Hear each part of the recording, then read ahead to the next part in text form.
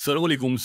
dal leen ak jàmm ci Dëkk Dakar tey nag dañoo ñëw pour ñu def benn analyse benn vidéo d'une caméra de surveillance vidéo bi nag ñu ngi ko jëlee ci benn nees dafa am benn individu bu dugg ci biir am na mu fa sàcc anam bi mu ko sàccee nag doy na waar teg ci c'est assez insolite li tax loolu moo di booy bi doon gérer place bi da doon nelaw xamuñu ndax waa ji dafa sonn wala dañ koo drogué mais mbir mi laar yéeme na loolu nañ jublu ci seetaan vidéo bi mais balaa loolu ñoo ngi leen di ñaan ngeen abonné wu nga liké ngeen partagé pour que ñëpp mën say cànd sur ce mën nañ dem.